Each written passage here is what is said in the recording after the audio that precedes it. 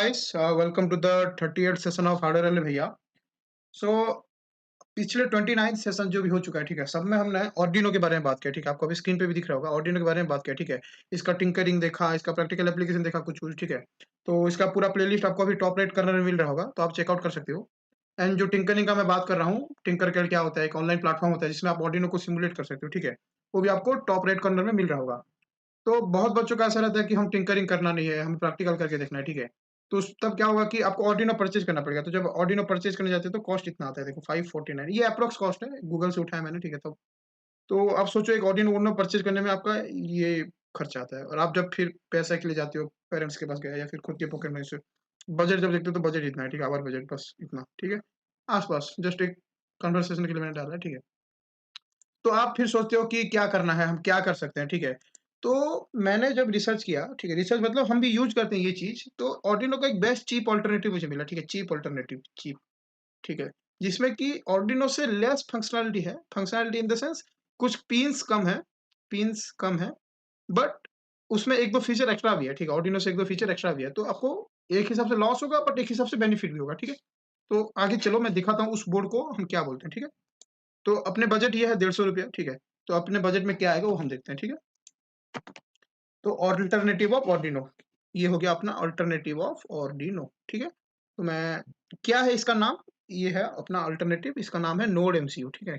आप यहाँ देख सकते हो, अभी स्क्रीन पे दिख रहा होगा, नोड एमसीयू ESP8266, ठीक है। इसका प्राइस भी देखो अपने बजट में आ जा रहा है 189, मार्केट में जाओगे तो भी इतने रेट में ही मिल जाता है, ठीक है। तो आर्डिनो से फार बेटर है in like with respect to price, ठीक है। फंक्शनलिटी की बात नहीं कर रहा हूँ, प्राइस के बारे में बात कर रहा हूँ। देखो, और आप अभी देख रहे होगे तो आपको ऑडियो से छोटा भी दिख रहा होगा, ठीक है। तो पहले तो जैसे इसके नाम से आपको पता चल रहा है कि एक एक्स्ट्रा फीचर है वाईफाई, ठीक है। तो ऑर्डिनो की सारी वीडियो में मैंने बताया कि ऑर्डिनो में इनबिल्ट वाईफाई नहीं आता है, ठीक है, इंटरनेट नहीं आता। आपको अगर इंटरनेट कनेक्शन चाहिए तो आपको एक्सटर्नल कनेक्शन करना पड़ेगा, बट इसमें ये फीचर है कि आप हॉटस्पॉट ऑन करके इसमें वाईफाई चला सकते हो, ठीक है। तो इसका बेनिफिट क्या है, मैंने एक वीडियो में आपको आईओटी के बारे में बताया था, ठीक है। अभी आपको टॉप रेट कर्नर में दिख रहा होगा वो, ठीक है। तो आईओटी, आईओटी का फुल फॉर्म होता है क्या, इंटरनेट ऑफ थिंग्स, ठीक है। तो आपको इंटरनेट ऑफ थिंग्स के लिए इंटरनेट का ज़रूरत है, इंटरनेट का ज़रूरत के लिए आपको हॉटस्पॉट या फिर वाईफ़ाई चाहिए, ठीक है। तो ये बोर्ड बेस्ट रहता है आईओटी का मिनी प्रोजेक्ट्स के लिए, ठीक है। तो अगर आप फिर आजकल तो ऐसा भी बोर्ड आने लग गया है कि जैसे आपको हॉटस्पॉट भी ऑन करना नहीं पड़ेगा, ठीक है। ये बोर्ड में ही आपको सिम लगा दोगे आप, जैसे आप मोबाइल में इंटरनेट एक्सेस करते हो ऐसे इंटरनेट एक्सेस कर सकते हो, ठीक है। तो ये तो हो गया बेनिफिट। इसका 1-2 लॉस क्या है, जब आगे चल के मैं आपको दिखाऊँगा, इसका पिन काउंट एक तो आर्डिनो से कम है, ठीक है। आर्डिनो से पिन काउंट कम है। लाइक आर्डिनो में कितना 14 डिजिटल पिन होता है, डिजिटल, ठीक है।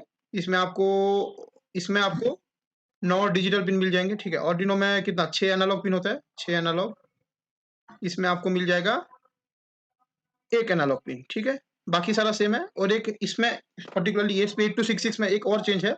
आर्डिनो में आपको मैक्स 5 वोल्ट का आउटपुट मिलता है, ठीक है। या फिर आपका जो भी कनेक्शन है 5 वोल्ट का कर सकते हो। नोड एमसीयू में ऐसा नहीं है, नोड एमसीयू में आपको जो मतलब जो आउटपुट तो इसमें 3.3 वोल्ट का ही मिलता है, और जो सजेशंस भी करते हैं कि आप जो सेंसर्स यूज़ करो चेक कर लेना कि जो 3.3 वोल्ट पे प्रॉपर्ली मतलब सही रहेंगे काम करने में। क्योंकि कोई-कोई ऐसे भी बोलते हैं कि एक्सटर्नली 5 वोल्ट लगा के फिर जो ESP8266 है इसमें आप इनपुट दे दो। बट उससे क्या दिक्कत आता है कि जो पिन्स होता है ना, ये पिन्स, हर पिन का एक लॉजिक लेवल होता है, ठीक है। जैसे आर्डिनो के हर पिन का लॉजिक लेवल है 5 वोल्ट्स, ठीक है। तो तब उसमें आप क्या कर सकते हो, आप कोई भी एक इनपुट दे रहे हो, तो जैसे मैंने आपको एक वीडियो में बताया था, ठीक है। डिजिटल इनपुट का वैल्यू होता है 5 वोल्ट, ठीक है, 5 वोल्ट फिर 0 वोल्ट ऐसा, ठीक है। तो जब लॉजिक लेवल हाई लो ऐसा होता है, डिजिटल हो गया या फिर एनालॉग हो गया, ठीक है। तो इसमें 5 वोल्ट मैक्सिमम आता है। तो इसमें अगर 5 वोल्ट मैक्सिमम हम डालेंगे तो जलने का चांसेस है बोर्ड, ठीक है। तो ट्राई करना हरदम, जैसे कि इसको अगर यूज़ करें तो 3.3 वोल्ट्स का ही कंपोनेंट्स यूज़ करने के लिए, ठीक है। तो अभी आपको एक और चीज़ दिखाता हूँ जो मेरे घर पे पड़ा है, ठीक है। अभी मेरे पास जो है, ये है ESP मिनी, उसका ही छोटा भाई है, ठीक है। जैसे उससे उसमें और इसमें क्या डिफरेंस है? इसमें पिन काउंट कम है, पिन काउंट कम है, पिन काउंट कम है, मतलब pin count come in the sense digital और एनालॉग पिन सेम ही है। But the main difference is इसमें 1-2 पिन एज़ इन फंक्शनैलिटी मर्ज हो गया है। जैसे सपोज़ मैं आगे चल के जब पिन डायग्राम दिखाऊँ तो आपको समझ आएगा। जैसे उसमें सपोज़ जैसे 4 डेडिकेटेड पिन है एक काम के लिए, ठीक है, एक काम के लिए, ठीक है, एक काम के लिए 4 पिन है। तो इसमें क्या है, ये 4 पिन कोई भी 4 डिजिटल पिन के साथ मर्ज हो गए हैं, ठीक है। तो उसमें जैसे अपने को 1, 2, 3, 4 अलग-अलग पिन मिल रहा था। अभी यहाँ पे हमको ये 4 डिजिटल पिन को यूज़ करके वो काम करना पड़ेगा। तो इसका मतलब हो गया कि हम एक साथ डिजिटल पिन और ये जो भी है एक्स वाई जेड जो भी फंक्शनैलिटी हम एक साथ यूज़ नहीं कर सकते। सपोज़ कम्युनिकेशन प्रोटोकॉल है, ठीक है? मतलब बात करने का, ठीक है? कम्युनिकेशन का वीडियो आगे आएगा, ठीक है? तो उसमें एक होता है एसपीआई करके, ठीक है? तो ये मैं आपको आगे बताऊँगा अ, अलग वीडियो में। तो इसमें अपने को 4 पिन्स चाहिए होते हैं, ठीक है? तो ईएसपी 8266 में अपने को ये एसपीआई का 4 पिन्स डेडिकेटेडली मिल जाता है, ठीक है? आगे मैं पिन आउट्स में आपको दिखाऊँगा। बट ये जो ईएसपी मिनी है, जो ये है ईएसपी 8266 का मिनी बोर्ड, इसमें आपको ये चारों पिन एक कोई भी डिजिटल पिन के साथ मर्ज हो गए हैं। तो एक साथ आप एसपीआई और डिजिटल पिन को यूज़ नहीं कर सकते। मतलब वो पर्टिकुलर 4 डिजिटल पिन को, ठीक है? तो होप आपको समझ आया होगा। इसका प्राइस भी थोड़ा हल्का-सा कम है, आप देख सकते हो। तो इनका एक और हाँ, इसका एक एक बेनिफिट ये है ईएसपी से कि इससे आप 5 वोल्ट का काम करवा सकते हो। जैसे आर्डिनो में 5 वोल्ट काम करता है, इसमें 5 वोल्ट काम कर जाएगा। लेकिन ईएसपी 38266 में पार्टिकुलरली आपको 3.3 वोल्ट ही मैक्स से आप काम कर सकते हो, ठीक है? तो इसका एक बेनिफिट ईएसपी से ये हो गया कि ये 5 वोल्ट में काम कर सकता है, लेकिन एक मतलब बेनिफिट भी है और एक मतलब ये भी है, इसका लाइक प्रोस भी है, एक कॉन्स भी है, ठीक है? तो प्रोस में क्या आ गया कि ये 5 वोल्ट में काम कर सकता है और कॉन्स में आ गया कि इसका पिन काउंट थोड़ा कम है, ठीक है? तो अपने एप्लीकेशंस के हिसाब से रहता है, आप कैसे भी करके यूज़ कर सकते हो, ठीक है? फिर इन दोनों का एक भाई आता है ESP32 ESP32 तो इसका प्राइस अगर आप देखो तो ये हल्का-सा इसका प्राइस थोड़ा महँगा है, ठीक है? और इसमें एक एक्स्ट्रा फीचर है ब्लूटूथ, वाई-फाई के साथ आप ब्लूटूथ भी यूज़ कर सकते हो। ESP8266 के जैसे ही रहता है ये, एक्स्ट्रा फीचर रहता है ब्लूटूथ और 1-2 एक्स्ट्रा फीचर रहता है जब हम इस बोर्ड का डेडिकेटेड वीडियो बनाएँगे तब आपको मैं समझाऊँगा, ठीक है?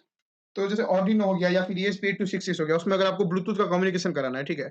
ब्लूटूथ का अगर कम्युनिकेशंस कराना है, ठीक है? तो उसमें आपको क्या करना पड़ता है? उसमें आपको ब्लूटूथ का एक एक्स्ट्रा मॉड्यूल ऐड करना पड़ता है, देन फिर आपको ब्लूटूथ का कम्युनिकेशन मिलेगा, बट इसमें इनबिल्ट ही है, ठीक है? तो इसका प्राइस इससे हल्का-सा ऊपर जाता है, आर्डिनो से कम है, बट ESP का जो फैमिली है 8266 इससे मतलब हल्का-सा ऊपर जाता है, ठीक है?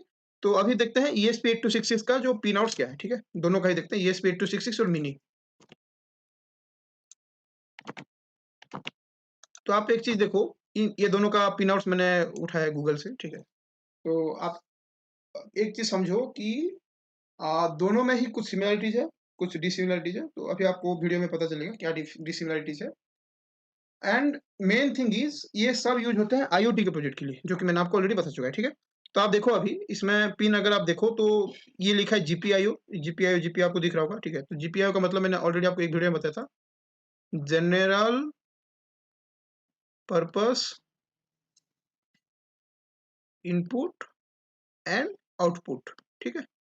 आउटपुट। तो इससे लाइक जनरल पर्पस मतलब साधारण काम के लिए इनपुट और आउटपुट कुछ भी आप ले सकते हो, ठीक है?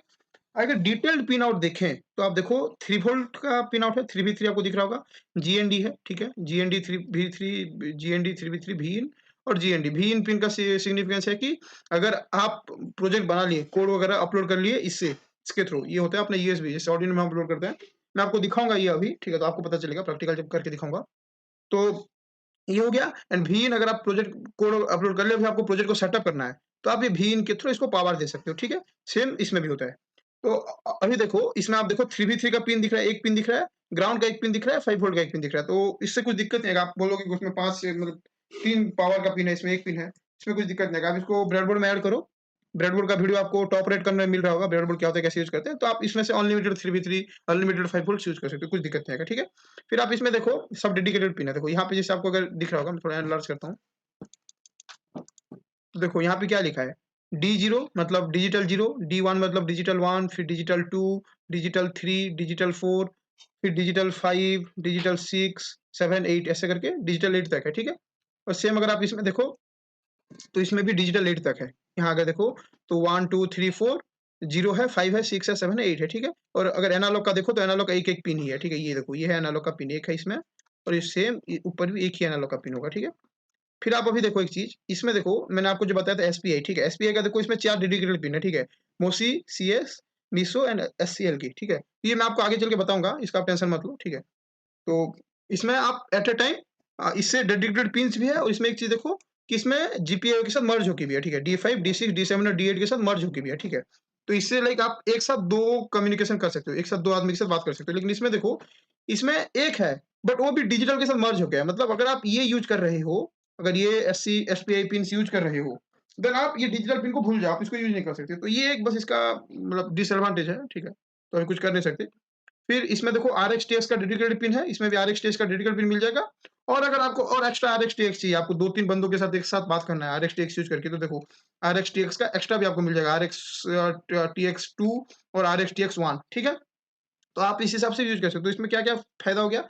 इसमें अपने को डेडिकेटेड पोर्ट मिल रहा है एसपीआई का, इसमें अपना ESP8266 में डेडिकेटेड पोर्ट मिल रहा है एसपीआई का, इसमें नहीं मिल रहा है, ठीक है। इसमें आपको एक्स्ट्रा RxTX मिल रहा है, इसमें नहीं मिल रहा है, ठीक है। और अगर I2C कम्युनिकेशन देखें, ठीक है, ये आगे चल के बताऊँगा, तो इसमें भी मर्ज होके है, इसमें भी मर्ज होके है, ठीक है। बाकी सारे फंक्शन सेम होते हैं दोनों में, ठीक है। और इसमें 1-2 एक्स्ट्रा पिन आपको मिल जाएगा, जैसे कि रिजर्व पिन, ठीक है। तो ये रिजर्व पिन क्या होता है? ये जैसे रिजर्व आपको दिख रहा होगा, ये एक्चुअली क्या होता है, इसमें इन जनरली कुछ मतलब जैसे जब प्रोग्राम अपलोड करते हो आप, तभी इसका अपने लेवल में कुछ यूज़ नहीं होता है, चिप लेवल में यूज़ होता है। जैसे इसका लॉजिक ऊपर चला जाता है, लॉजिक नीचे आ जाता है, ठीक है? एंड आफ्टर प्रोग्रामिंग जब आप फंक्शनैलिटी में ले रहे हो, ठीक है? तब ये रिजर्व पिन का कुछ काम नहीं है, ठीक है? तो ये बेसिकली इसलिए रखा गया है कि फ्यूचर में अगर कुछ डिज़ाइन चेंज होता है, फ्यूचर में अगर कुछ चेंज होता है, ठीक है? फ्यूचर में अगर कुछ चेंज होता है, देन हम इस रिजर्व पिन को यूज़ करके इस ये जो रिजर्व पिन है, ये यूज़ करके हम इसको चेंज कर सकते हैं विदाउट चेंजिंग द स्ट्रक्चर, क्योंकि 2 पिन अपने पास एक्स्ट्रा पड़े हैं ना, इसका कुछ काम अभी आ नहीं रहा है। तो अगर फ्यूचर में कभी हम कुछ भी करते हैं, तो रिजर्व पिन को यूज़ करके अगर 2 पिन से हमारा काम बन जा रहा है, तो यूज़ कर सकते हैं। एंड इसमें और 2 एक्स्ट्रा पिन भी होता है, SD3 और SD2, ये होता है GPIO। अगर आपको बहुत ही इमरजेंसी है, देन आप प्रोग्रामिंग करके मतलब सेटिंग वगैरह करके आप इसको एज़ ए GPIO भी यूज़ कर सकते हो, ठीक है? तो होप आपको समझ आ गया होगा कि मोटा-मोटी दोनों में डिफरेंस क्या है, ठीक है? तो मेरे पास अभी ये बोर्ड अवेलेबल है, ठीक है? मैं एक एक्सपेरिमेंट कर रहा था, तो मेरा ये बोर्ड जल गया है, ठीक है? तो मेरे पास अभी ये अवेलेबल है। तो मैं अभी इसमें आपको बेसिक जो कोड होता है, ब्लिंक एलईडी का कोड, आपको अगर याद होगा तो मैंने आर्डिनो का पहला वीडियो में आपको बताया था, ठीक है? आपको टॉप राइट कॉर्नर में भी वो दिख रहा होगा। ऐसे ही ईएसपी का बेसिक जो मतलब ब्लिंक एलईडी का कोड मैं आपको अभी दिखा दूँगा बस, ठीक है?